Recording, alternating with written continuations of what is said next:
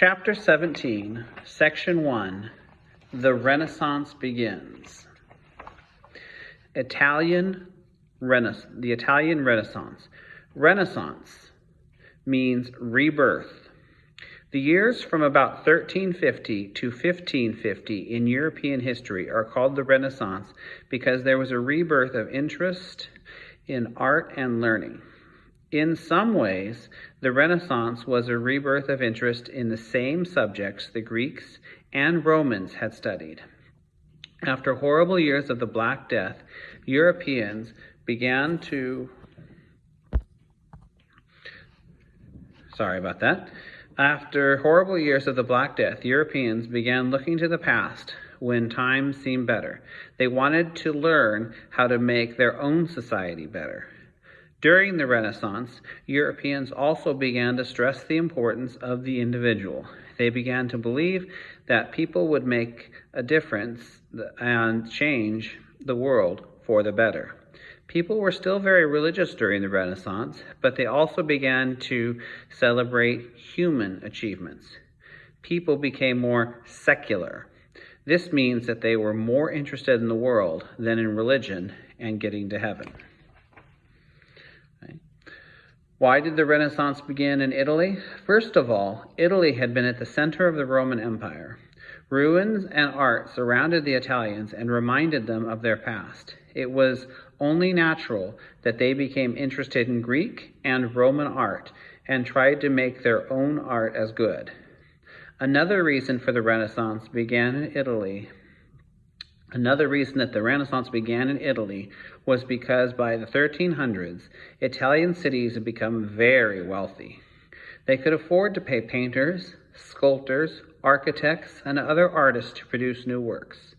A third reason was because the regions were divided into many city-states.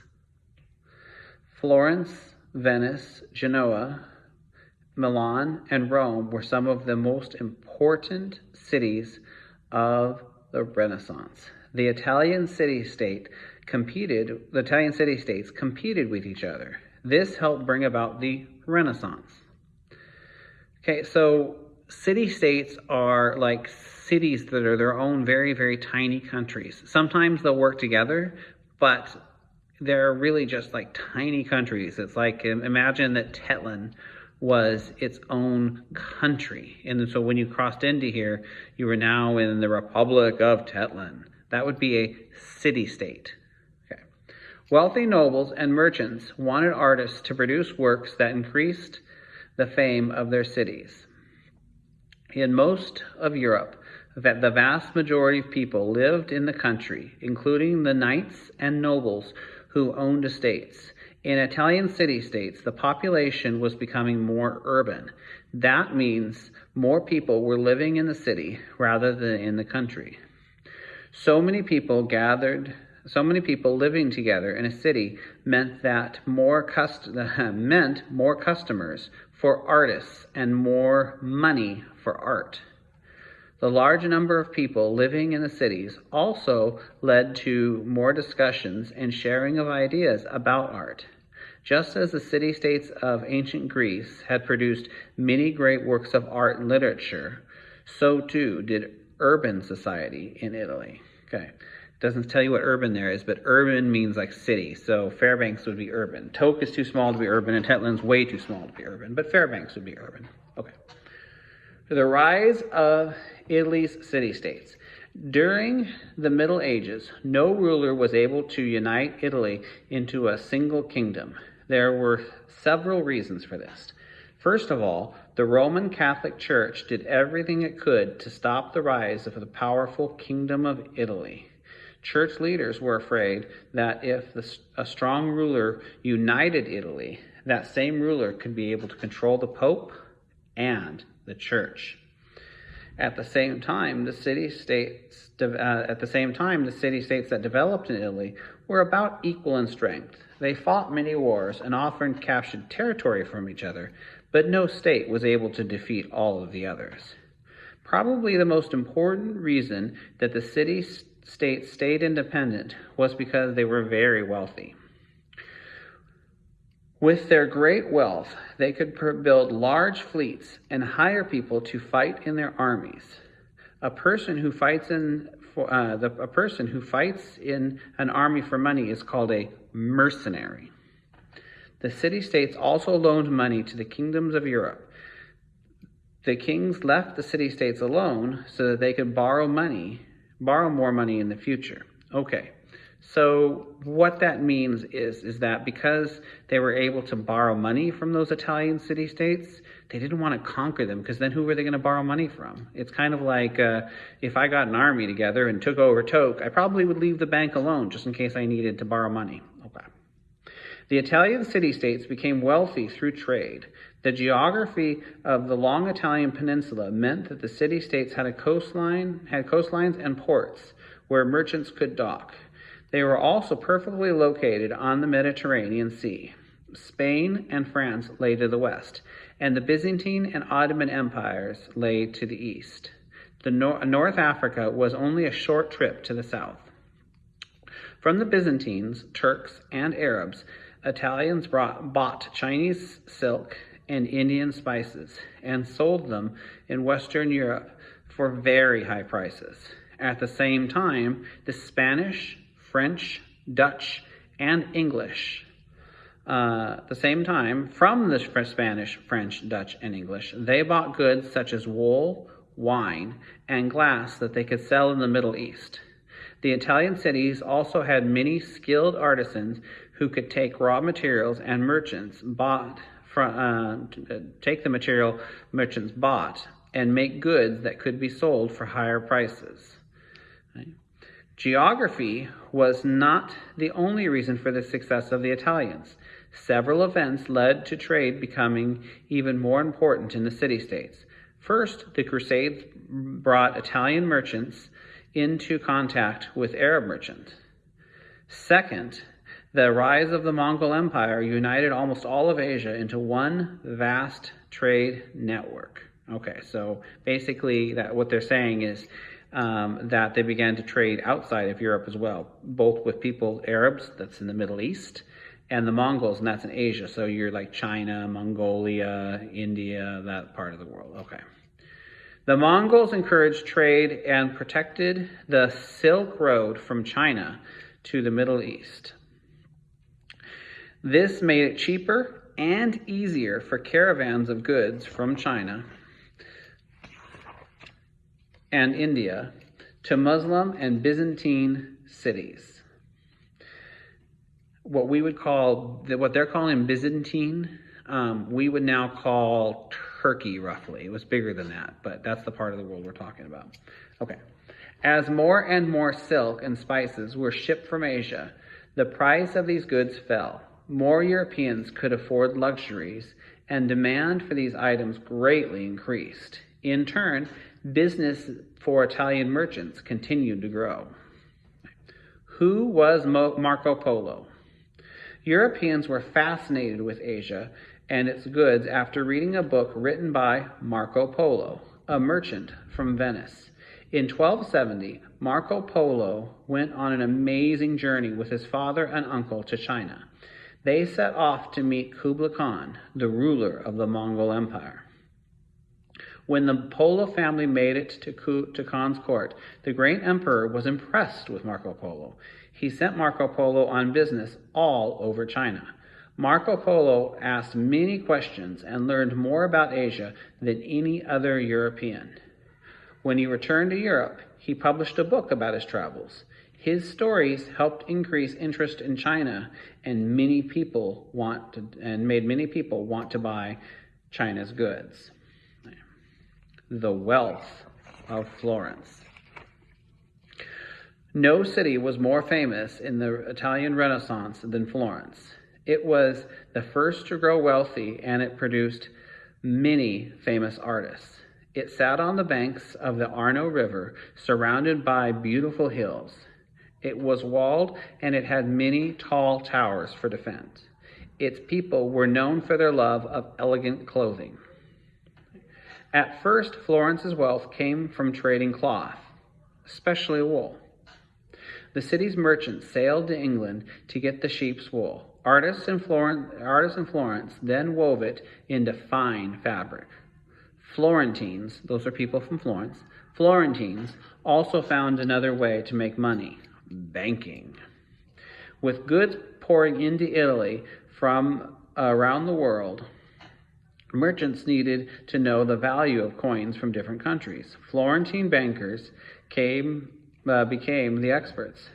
They used the florin, the gold coin of Florence, to measure the value of other money. Bankers also began lending money and charging interest. Florence's richest family, the Medici, were bankers. They also had bank branches as far away as London. The rise of Venice. The wealthiest city of all was Venice, where Marco Polo was born. Venice is at the northern end of the Adriatic Sea. The Venetians, a Venetian is someone from Venice, were great sailors and shipbuilders. They built their city on small swampy islands just off the coast. The early Venetians learned how to drive long wooden poles into mud and support their buildings. Instead of paving roads, the Venetian cut canals through the swampy islands and used boats to move about. Even today, many of the streets in the older parts of Venice are canals and waterways. Gondolas, that's a type of long, narrow boat, still carry people around these canals. And just a fun fact, if you go to the hotel called the Venetian in Las Vegas, they'll take you around in one of these gondolas. My wife and I have actually ridden in one, not in Italy, in Las Vegas, inside of a hotel, as funny as that is.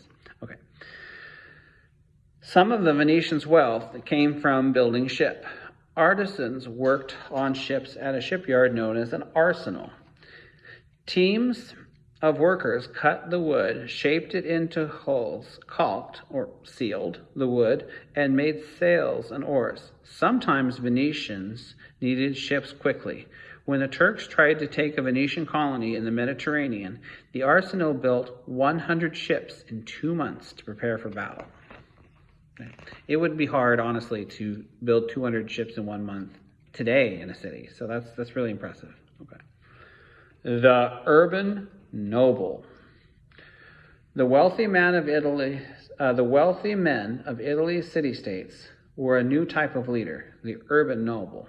Before this time, European nobles got their wealth from land, not trade. In fact, they looked down on trade and believed themselves to be above the town mercenaries.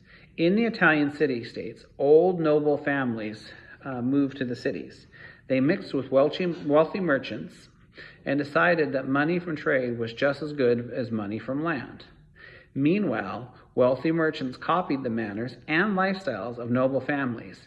Soon, the sons and daughters of nobles and rich merchants were marrying each other. Eventually, the old nobles and the wealthy merchants blended together to become the upper class of the city-states.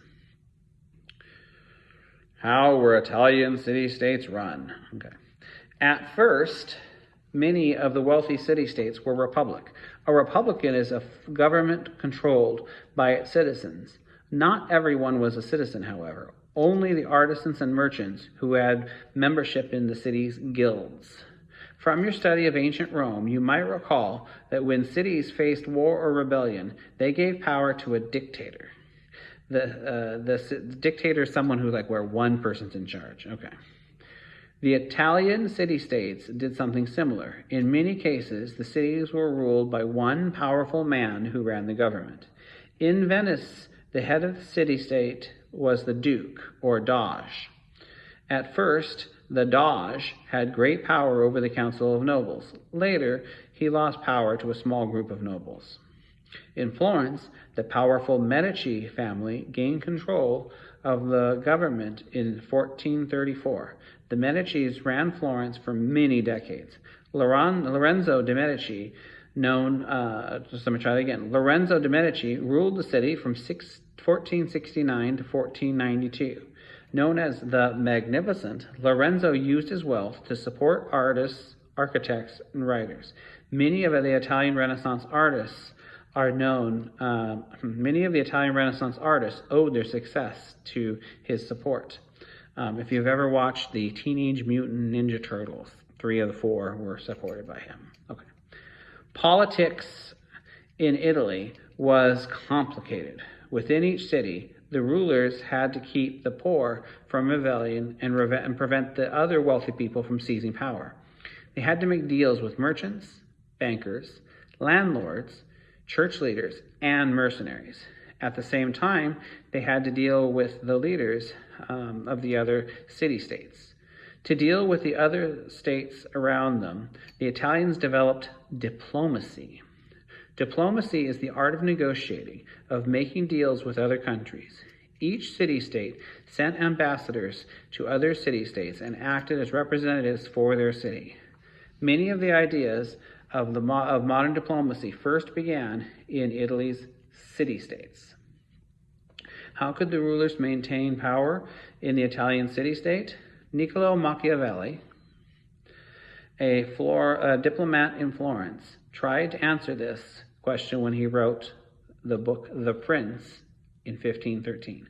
Machiavelli claimed that people were greedy and self-centered. Rulers should not try to be good, he argued.